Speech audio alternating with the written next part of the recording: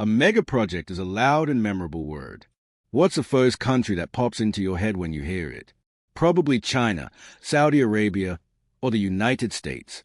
But for Central Asian states, since 2022, there's only been one country linked to a mega project: Afghanistan.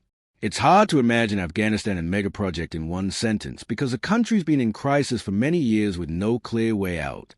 However, there's indeed a mega project, and it's no coincidence that it's been on the minds of high-ranking officials in Afghanistan's neighboring countries. Afghanistan is building an artificial river that could deprive other countries of a crucial resource: water.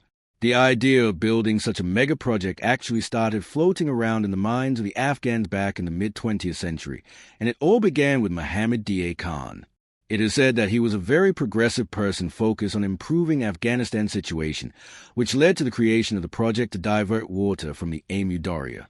This is a river with a length of 1,490 miles. Its watershed reaches 206,000 square miles, and the average water discharge is 25 trillion gallons per year. In Central Asia, only the Syr Darya, located to the north, can compete with the Amu Darya in terms of these characteristics. The significance of the Amu Darya is impossible to overstate.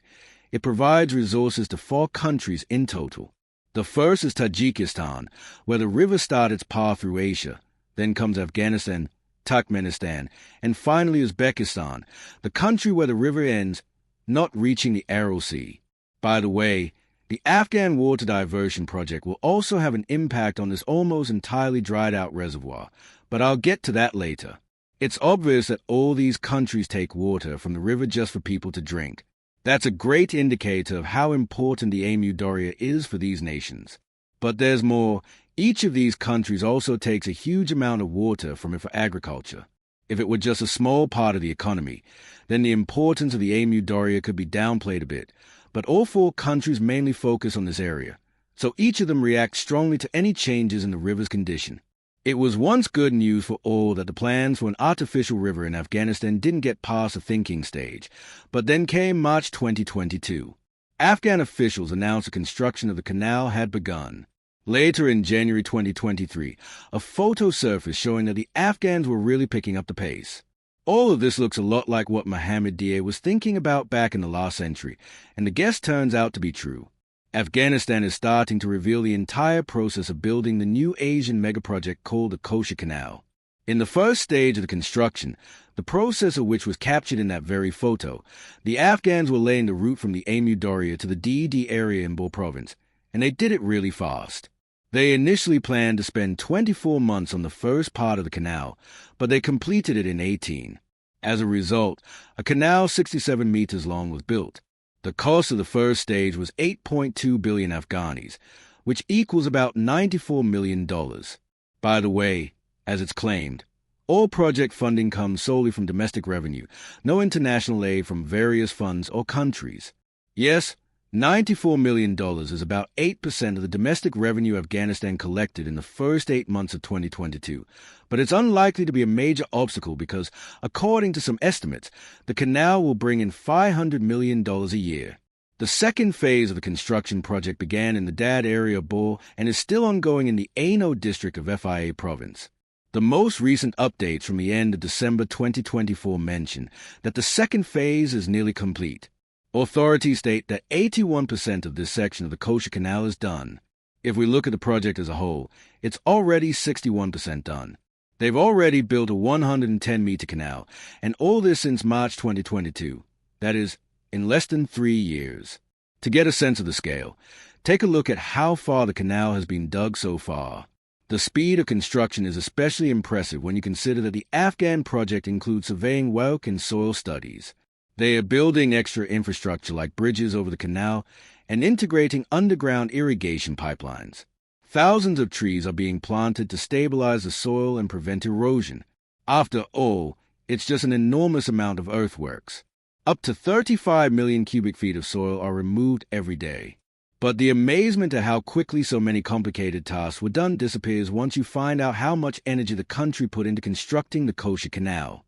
Over 200 subcontractors and about 5,500 people are working on the project using 3,300 pieces of construction equipment around the clock. This huge team still has quite a bit of work ahead.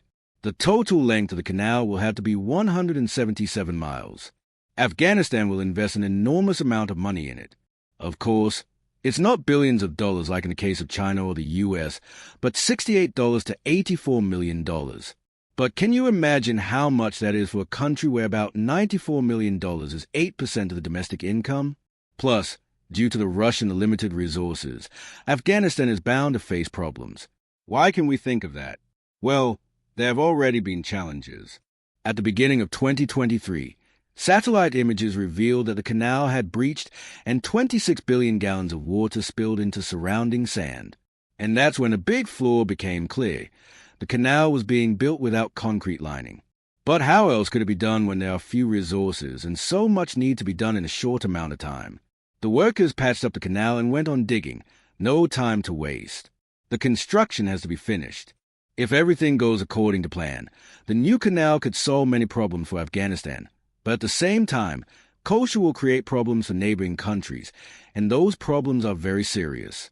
As we've already said, the Amu Darya is a crucial river for all the countries that take water from it, so any interference will lead to serious consequences. The canal Afghanistan is building right now is a perfect example of such interference. Every country with access to the Amu Darya officially received its share of the river's resources back in Soviet times. In 1987, Protocol 566 was established, according to which Uzbekistan got 48.2% or 7.8 trillion gallons of water per year. Tajikistan received 15.4% or 2.5 trillion gallons annually. Turkmenistan claimed 35.8% or 5.8 trillion gallons per year, and a tiny portion was handed to Kyrgyzstan. It got 6% or 0.1 trillion gallons per year. As you can imagine, Afghanistan got nothing since it wasn't part of the USSR. Still, even after the collapse of the USSR and the reworking of the protocol, Afghanistan wasn't officially included in any agreements. Even today, the country doesn't have an allocated share of water from the Amu Darya River. The former Soviet republics, now separate countries, built up their irrigation infrastructures and adapted to the amount of water allocated to them under the agreement. Meanwhile, Afghanistan took as much water as it wanted, and nobody paid much attention to it due to its instability.